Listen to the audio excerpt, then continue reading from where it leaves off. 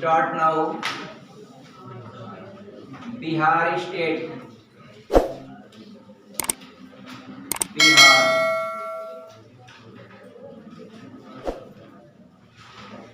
आपको पढ़ना है डियर बिहार स्टेट। तो डियर देखिएगा, बिहार के संदर्भ में बिहार का मैप डियर इस प्रकार से है। बिहार का मैप कुछ इस प्रकार से रिप्रेजेंट करेंगे। ये बिहार का मैप, और डियर बीच में मित्रों, बीच में ये नदी है। ये नदी का नाम आप लोग जानते होंगे, गंगा नदी। गंगा नदी बिहार को दो भागों में बांट देती है। एक ऊपर वाला उत्तरी बिहार और नीचे वाला दक्षिणी बिहार। लेकिन डियर इस वाले हिस्से में ये जो ऊपर वाला हिस्सा है, ये सब पहाड़ी एरिया। ये सब क्या है? पहाड़ी एरिया, माउंटेन एरिया। इसलिए है मित्रों क्योंकि यहाँ पर नेपाल से सटा हुआ है। हिमालय पर्वत के कुछ हिस्से इधर फैले हुए हैं, तो ये ऊंचा एरिया है, ऊंचाई पर है। इसलिए बिहार का ढलान किधर है? नीचे की ओर है। इधर आप देखेंगे ये विंध्याचल पर्वत है जो गया तक फैला हुआ है। इधर से ये भी भाग क्या है? ऊंचा है। तो इधर से ये ऊंचा है, उधर से ये ऊंचा है। तो यूं समझे जैसे आपका है डियर, कोई सपोज करिए कोई भी चीज ऐसे है, तो इधर वाला भाग ऊंचा है, इधर वाला भाग ऊंचा है। बीच में एकदम बीचों बीच लगभग गंगा नदी निकलती, लेकिन ये वाला हिस्सा जो इधर वाला है थोड़ा उठा हुआ है, इधर वाला ढला है। तो सभी की सभी नदियां आपका बिहार में डियर, वो अलग बात है कि इधर की नदियां बीच में जाती हैं ढलान पर, ऊपर की नदियां भी आती हैं बीच में ढलान पर, लेकिन सबका ढलान जो है वह मेनली किस दिशा की ओर है? पूरब की ओर है। इसलिए आपका सभी की सभी नदियां पूरब दिशा की ओर चली जाती हैं। कोई कंफ्यूजन नहीं ना है डियर। अब आइए मैप को हटाते हैं, थोड़ा बड़ा मैप बनाते हैं। आप देखिए, इसको आप यहाँ कर लेते हैं। Right understood. बिहार का एक रफली मैप बनाते हैं डियर, एक रफली मैप बनाते हैं। ये इस प्रकार से ऐसे, और ये नदी आपका है कौन? गंगा। मित्रों ये नदी जो है गंगा है, गंगा रिवर। और गंगा रिवर फिर आपका मुख्य रूप से बिहार में बहते हुए आगे की ओर निकल जाती है डियर। आगे आपका जा करके पश्चिम बंगाल में और झारखंड में थोड़ा टच करते हुए ये निकल जाती है कहां पर? बांग्लादेश में। लेकिन आगे मित्रों ये जो नदी आपका पश्चिम बंगाल में एक स्थान पड़ता है फरक्का। फरक्का के पास गंगा नदी की दो शाखाएं हो जाती हैं। एक आपका जो बांग्लादेश में प्रवेश करती है उसको आप पद्मा के नाम से पुकारते हैं, लेकिन एक जो पश्चिम बंगाल में नीचे की ओर जाती है वह है डियर हुगली नदी। हुगली नदी मित्रों इसी में आ जाती है एक झारखंड से एक नदी। कौन सी नदी बताइए? दामोदर नदी। नाम सुना है? दामोदर नदी। और आप सभी लोगों को पता होना चाहिए दामोदर नदी को बंगाल का शोक कहते हैं। और टेट वाले भी ध्यान से पढ़ लें, ये दामोदर नदी जो है ना मित्रों, वह आपका सहायक नदी है किसकी? हुगली की। और दामोदर नदी को एक करीब करीब 200-250 किलोमीटर के आसपास यह आपका जैविक मरुस्थल बन जाती है। यानी इसका पानी इतना गंदा हो जाता है, चूंकि झारखंड के कोयले वाली एरिया से आती है, तो इतना कचरा उसमें जाता है कि उसका पूरा पानी इतना पोल्यूटेड हो जाता है, उसका बीओडी मान इतना बढ़ जाता है कि कोई भी प्लांट भी उसमें फेंक देंगे ना तो वह ग्रोथ नहीं करता, वह तुरंत क्या हो जाता है, सूख जाता है। और कोई भी लिविंग बीइंग क्रिएचर भी डाल देंगे, कोई प्राणी मछली कुछ भी, तो वह डेवलप नहीं कर पाता, मर जाता है। इसीलिए मित्रों उसको कहा जाता है जैविक मरुस्थल। किस नदी को? दामोदर नदी को, झारखंड के अंतर्गत। और एक बात और समझिए मित्रों, ये नदी क्या की, सारा कचरा ले जा करके हुगली में उड़ेल दी। हुगली नदी में आपका ये कचरा बहते बहते कोलकाता का जो बंदरगाह है हल्दिया और जो भी बंदरगाह है वह सब पूरा कचरे से क्या हो गया, भर गया। तब श्रीमती इंदिरा गांधी ने एक दिमाग लगाया मित्रों, फरक्का के पास बनाया क्या, फरक्का बैराज। बैराज आपको बता चुके हैं, नदी की जो धारा की दिशा अगर मोड़नी है तो बैराज बनाते हैं, और जबकि अगर विद्युत उत्पादन करना है तो डैम का निर्माण करते हैं। तो फरक्का बैराज से पानी को रोक करके 7-7 फाटक है और ये सबको लॉक कर दिया जाता है, पूरा पानी इधर छोड़ दिया जाता है। तो तेजी से जब पानी फ्लो डाउन होता है तो जितना भी कचरा है ना नदी में, दामोदर के द्वारा जमा किया गया कचरा, वो सारा का सारा वह बहा करके समुद्र में गिरा देती है। इसलिए पूरा साफ हो जाता है मित्रों। बात समझिएगा, लेकिन हमको तो बिहार पढ़ना। आइए देखिए मित्रों, एक बात बताइए, बिहार में देखिएगा यहाँ पर एक फेमस शहर है इसकी, पटना। पी से क्या समझेंगे आप, Patna. Patna is the capital of Bihar. Patna मित्रों बिहार की राजधानी। और डियर पटना की एक और बात खासियत है, आप लोग पता न कभी पटना गए हैं आप लोग? अच्छा, पटना आपको घूमे, आपका कैसा लगा? बहुत अच्छा लगा, बहुत अच्छा लगा। कैसा है? सुंदर है, चौड़ीकरण ज्यादा होगा, कंजेस्टेड है, काफी घना, सही से नहीं घूम पाएंगे, स्टेशन से झांक के खिड़की में आ गए होंगे। क्लियर? आप देखिएगा मित्रों, यहाँ से एक नदी आती है, इसका नाम है गंडक। एक गंडक नदी मित्रों नेपाल से आती है, जो आपका गंगा की सहायक नदी बनती। एक गंडक नदी किस नदी में गिरती? गंगा में गिरती। और एक नदी मित्रों इधर आपके यूपी से बहते हुए आती है, जो आप डियर अयोध्या में भी बहती है। हाँ डियर, सरयू है या घाघरा है बताइए? हाँ डियर, उसी का नाम घाघरा भी है और उसी का नाम सरयू नदी। तो ये सरयू या घाघरा ये नदी आगे जा करके ये आप डियर यहाँ पर किसमें मिल जाती? गंगा में मिल जाती। तो सरयू या घाघरा नदी किसकी सहायक नदी? गंगा की। वेरी गुड, सही जवाब दिया आपने। और डियर नीचे से एक नदी है, ये आपका कर्मनाशा।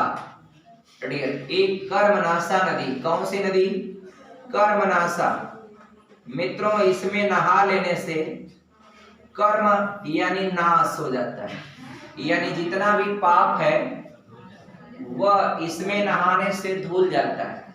मतलब कर्मनाशा, कर्म को नाश करने का मतलब अच्छा कर्म नहीं है तो वह कर्म क्या हो, इसमें नहाने से साफ हो जाता है डियर। लेकिन सबको अपने पापों का अंदाजा है डियर, वरना इतनी भीड़ गंगा में नहीं होती।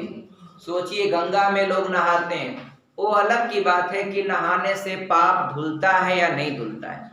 लेकिन मित्रों ये जो लोगों का उद्देश्य होता है या लोगों के मन में धारणा होती है कि आप गंगा में स्नान करते हो, गंगा नदी भगवान शिव के जटा से निकली, भगवान शिव के जटा से निकली डियर।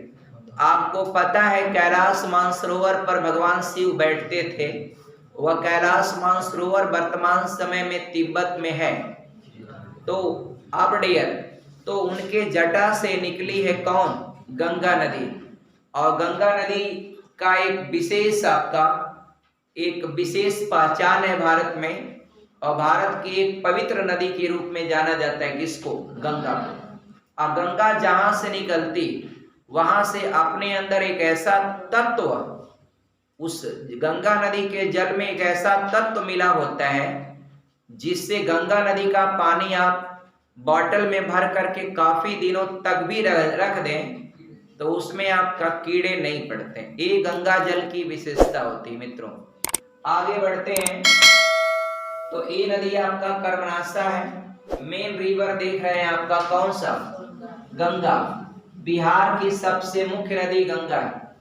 अब डियर, यहाँ पर सोनभद्र के पास से यानी एमपी के अमरकंटक से नदी आ रही है, और वह नदी कौन सी है? सोन नदी। तो मित्रों सोन नदी जो है ये आपका उसी में जाके मिली, किसमें? अब गंगा में मिली। तो सोन नदी किसकी सहायक नदी? गंगा की। याद रखिएगा सोन नदी डियर, सोन नदी आपका। और डियर इसके अलावा एक नदी है, सोन के अलावा पुनपुन एक नदी। कौन सी नदी? पुनपुन। ये मित्रों पुनपुन नदी भी जो है जाकर के कहा मिली? गंगा में। कौन सी नदी? पुनपुन नदी। अब पुनपुन के बाद मित्रों ये आपका नदी कौन सी है? फल्गु। आपको पता है फल्गु नदी गया में है डियर, गया वाले एरिया में है। और फल्गु नदी के किनारे ही भगवान बुद्ध को ज्ञान की प्राप्ति हुई थी। किसकी? डियर फल्गु नदी के किनारे। और यह नदी जो पुनपुन नदी है मित्रों, ये पटना के इस बलग जाकर के आपका पटना में मिलती, पटना के पास गंगा में मिलती। फल्गु है। अब फल्गु के बाद एक नदी और है मित्रों, क्यूल रिवर। क्यूल, ये नदी आपका है क्यूल। एक क्यूल नदी भी जो है जाकर के गंगा में मिलती। अब बताइएगा मित्रों, एक प्रश्न पूछा था कि उत्तरी बिहार में पश्चिम बंगाल के पास से यानी पूछता है डियर की, पूछा था उसमें कि डियर गंगा नदी में बिहार राज्य में बाएं से मिलने वाली सबसे आखिरी नदी कौन सी? तो डियर बाएं से मिलने वाली सबसे आखिरी नदी कौन सी? तो मित्रों याद रखिएगा ये नदी है महानंदा। महानंदा मित्रों आपका दार्जिलिंग की पहाड़ियों से निकल करके आती। कौन सी नदी? महानंदा। आप याद रखिएगा बिहार में बाएं तरफ से गंगा में मिलने वाली सबसे आखिरी रिवर है कौन? महानंदा। इसके बाद मित्रों यहाँ पर है आपकी सप्तकोशी।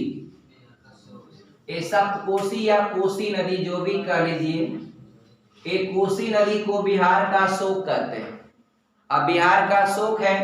एक नदी मित्रों इधर से आती है, ये आपका कौन सी नदी है? कमला। कमला नदी यहां से मिली है। और एक नदी और है मित्रों बागमती।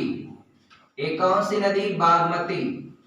तो बागमती जो रिवर है और कमला रिवर है, ये दोनों नदियां आपका कोसी में आके मिल जाती है बिहार में।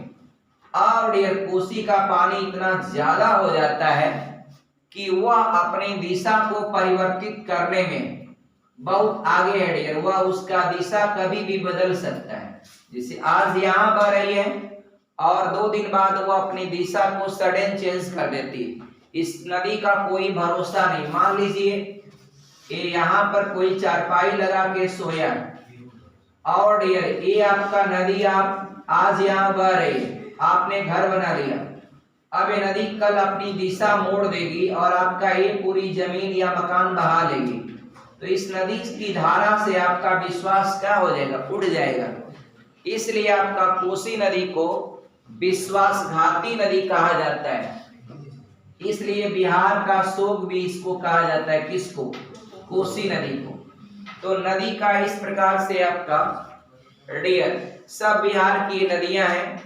अब जरा आप लोग बताइएगा डियर कौन कौन नदी डियर और क्या क्या उनकी रैंकिंग है, एक बार पुनः मिटाते हैं फिर बनाते हैं। डियर आप बताइए फटाफट कौन कौन सी नदियां, सब याद हो गया कि नहीं डियर?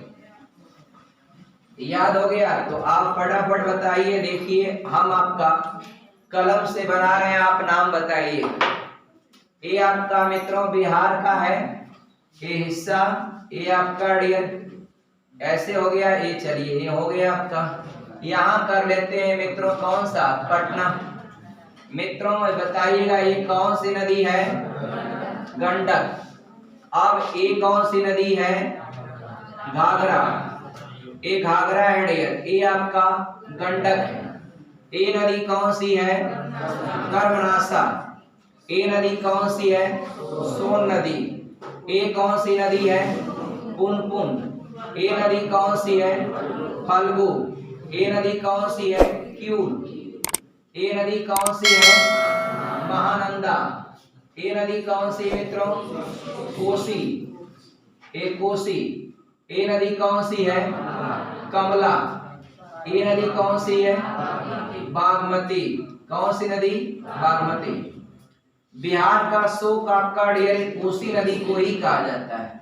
गंडक भी आपका है डियर नेपाल वाले बेल्ट से आती है और कमला और बागमती भी उसी बेल्ट से आती है। इसलिए उत्तरी बिहार से जो ऊपर से नेपाल के बॉर्डर से आने वाली नदियां हैं वह इसमें आपका बहुत ज्यादा बाढ़ के लिए उत्तरदायी होती है, बहुत ज्यादा बिहार में बाढ़ लाने का काम करते हैं।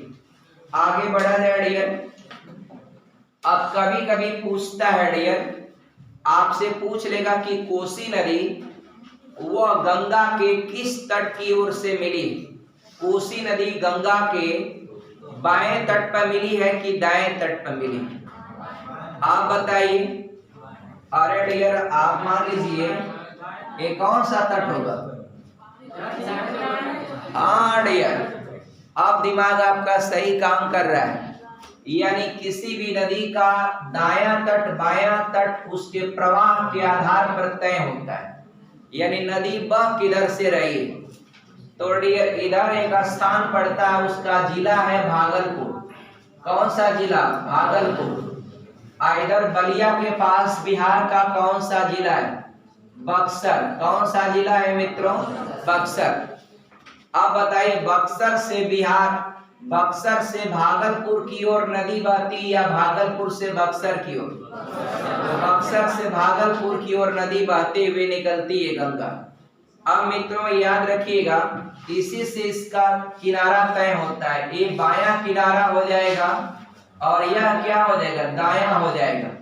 अब बताइए पुनपुन किस तट से मिली है? दाएं से कि बाएं से? दाएं से। सोन नदी दाएं से, कर्मनाशा दाएं से, फल्गु दाएं से, क्यूल दाएं से, महानंदा बाएं से, कोसी बाएं से, गंडक बाएं से। आगे बढ़ेंगे मित्रों। अगला कंटेंट जरा देखिएगा। और घाघरा नदी को तो आप जानते ही हैं, ये यूपी की प्रसिद्ध नदी है। और यह डियर आपका चाहे वो बाराबंकी हो और चाहे आपका अयोध्या हो, ये दोनों आपका सरयू नदी के तट पर स्थित है। और सरयू नदी को ही यूपी में घाघरा के नाम से भी जानते हैं। और यह आजमगढ़ और मऊ डिस्ट्रिक्ट को होते हुए ये नदी आपका चली जाती है बलिया जिले में। अब बलिया जिला को पार करते हुए नदी आपका बिहार में एक जिला पड़ता है छपरा। और छपरा के पास ये नदी जाकर के किस में मिल जाती? गंगा में। इसलिए मित्रों भी ये जो सरयू या घाघरा नदी है वह सहायक नदी किसकी है? गंगा की। गंगा की एक प्रमुख सहायक नदियों में ये है। लेकिन अगर आपसे प्रश्न आता है कि भारत की सबसे बड़ी सहायक नदी कौन है तो आप बताएंगे यमुना। कोई कहा है नर्मदा। नर्मदा कहाँ सहायक नदी? नर्मदा डियर सहायक है या नहीं है? वो अपना पानी स्वयं लेकर के समुद्र में जाती है और गिराती है। इसलिए मित्रों नर्मदा किसी की सहायक नदी नहीं है। हाँ, इतना जरूर है कि भ्रंश घाटी में होकर बहने वाली भारत की एक प्रमुख नदी है और पश्चिम दिशा की ओर बहती। पश्चिम दिशा की ओर बहने का उसका एक ही रीजन है कि मैकाल पर्वत की अमरकंटक की चोटी से निकलती है, लेकिन दो तरफ से पहाड़ों से घिर जाने के कारण डियर, और उधर से मैकाल तो निकलती वहां से ऊंचाई पर है ही है, और उधर विंध्याचल इधर सतपुड़ा, बीच में एक ही जगह मिलती है। इसलिए यह नदी जो है रिफ्ट वैली से बहने वाली भारत की नदी कहलाती, और दो पहाड़ों के बीच में बहने के कारण किसी प्रकार का बालू रेत या इस तरह की चीजें नहीं पाती है, जिसके कारण यह डेल्टा का निर्माण नहीं करती। और डियर, दो पहाड़ों के बीच में पानी का विस्तार न हो पाने की दशा में इस नदी का पानी जो है बहुत तेज गति से आगे की ओर बढ़ता है, इसलिए रेवा या चंचल या दबंग रिवर कहा जाता है किसको? नर्मदा। आगे बढ़ेंगे मित्रों। आप देखिए जरा इसको समझिए। ये आपका बिहार, और ये अगर मान लीजिए बीच में गंगा है। अब गंगा में इतनी सारी नदियां बिहार में मिलती, अब रीजन होता है कि कोई भी नदी अपना बालू रेत बहा करके ले जा करके गंगा में क्या कर देती? जमा देती। इसलिए यहाँ पर जो है गंगा का जो गहराई है मित्रों वह कम हो जाता है, नीचे ज्यादातर बालू रेत हो जाता है, तो गंगा नदी का प्रसार बहुत ज्यादा तेज हो जाता है। इसलिए मित्रों आपको पता होगा कि बार बार इन एरियाओं में बाढ़ की समस्या बनी रहती है। मित्रों, बाढ़ की समस्या बराबर बनी रहती। और एक बात और समझिएगा, एक गंडक नदी जो है ना डियर, इसके इधर वाला जो पूरा हिस्सा है इसको कौन सी एरिया कहा जाता है? ये मित्रों आपका मिथिला है। इसी को आपने इतिहास पढ़ा होगा, मुझे लगता है इतिहास पढ़ा होगा डियर, लेकिन अब ये भी उम्मीद है कि इतिहास से आपने क्या सीखा होगा? बहुत कुछ सीखा होगा। सीखा है कि नहीं सीखा? देखिए मिथिला आपको पता है सीता माता के पिताजी जो थे राजा जनक, वह कहाँ के राजा थे? मिथिला के राजकुमार थे आपका जनक। मित्रों उस समय जो एरिया थी वह बिहार और नेपाल का बंटवारा नहीं था।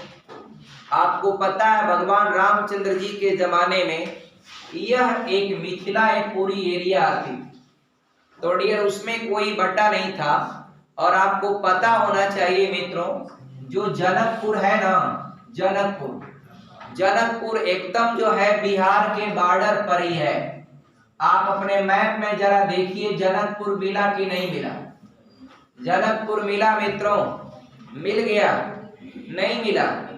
देखिए जनकपुर मिला कि नहीं मिला? अब मित्रों जनकपुर से अयोध्या के लिए एक बस सेवा शुरू किया था भारतीय प्रधानमंत्री नरेंद्र मोदी जी ने। कहां से? अयोध्या से जनकपुर। अयोध्या से मित्रों जनकपुर की सेवा शुरू किया था बस यात्रा। ये 2019 के सुपर टेट का क्वेश्चन ये आपका पूछा गया था कि अभी हाल ही में प्रधानमंत्री ने भारत की एक शहर अयोध्या और नेपाल के किस शहर से बस सेवा का आरंभ किया था? तो यहाँ पर आपको पता है भगवान रामचंद्र जी का जन्म स्थान है, जन्मभूमि है, यहाँ पर आपका मंदिर भी बन रहा है। और यहाँ पर इनकी क्या है? ससुराल।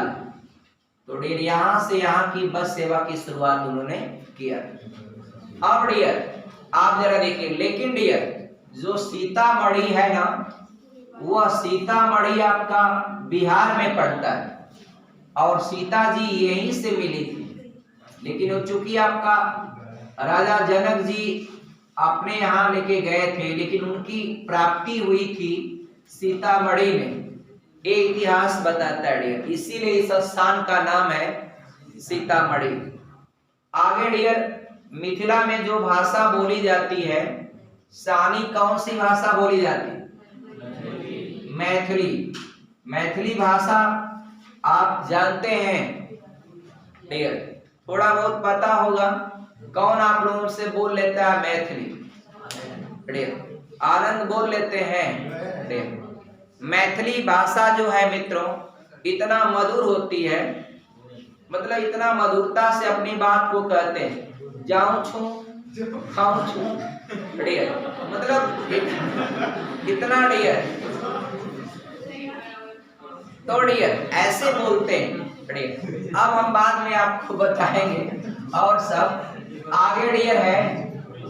तो मिथिला में बोली जाती कौन सी भाषा? मैथिली। और डियर इसके अलावा है मित्रों, देखिए डियर एक, अब आइए धीरे धीरे स्थान आपको बताते हैं।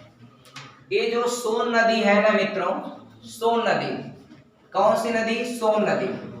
सोन नदी और एक गंडक नदी, एक गंडक नदी, इनकी इधर वाली जो भाषा है मित्रों, एक ठेठ भोजपुरी इधर ही बोली जाती है। ठेठ भोजपुरी इधर बोली जाती है मित्रों। ये आपका जानते हैं कैसे बोलते हैं? इधर बोलते हैं का कर तड़े रे खैले की ना। तो इधर जो ठेठ भोजपुरी बोलते हैं डियर, और जबकि इधर की जो भोजपुरी है ना, हाँ वो बड़ा मधुरता से बोलते हैं। इधर वाले बहुत जो है कड़ी भाषा होती है। हाँ डियर इस तरह बोलते हैं डियर। ये वाला एरिया बक्सर हुआ, आरा हुआ, सिवान हुआ, छपरा हुआ, ये सब एरियाओं में ठेठ भोजपुरी बोली जाती है।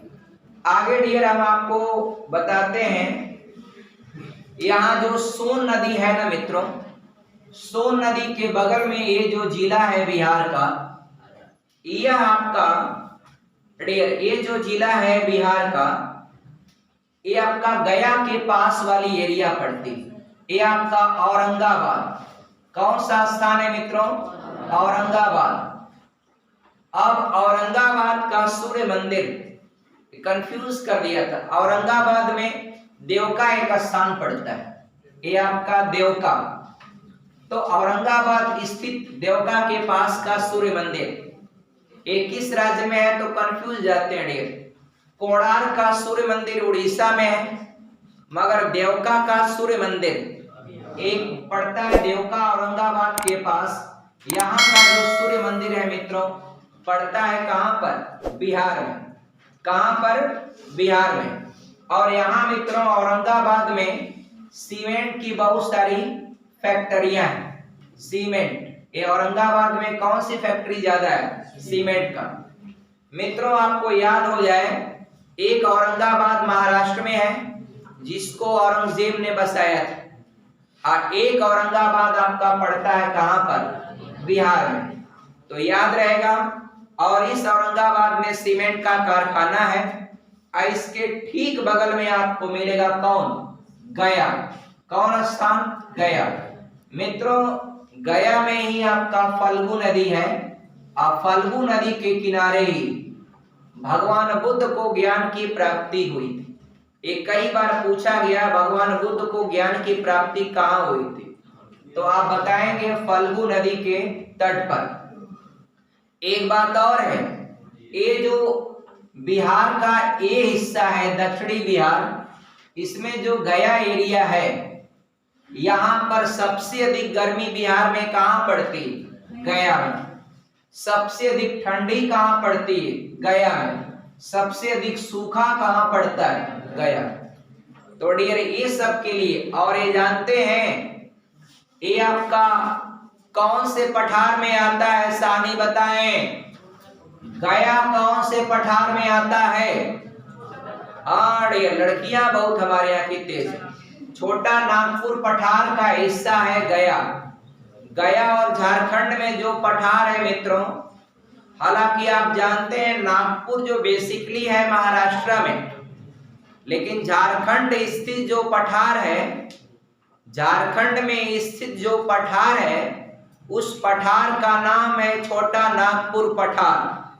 और गया वाला जो हिस्सा है वह एक पठारी एरिया है, तो इसलिए वह बेसिकली आता है छोटा नागपुर के पठार के हिस्से के अंतर्गत। आगे बढ़ेंगे मित्रों, गया क्यों फेमस है?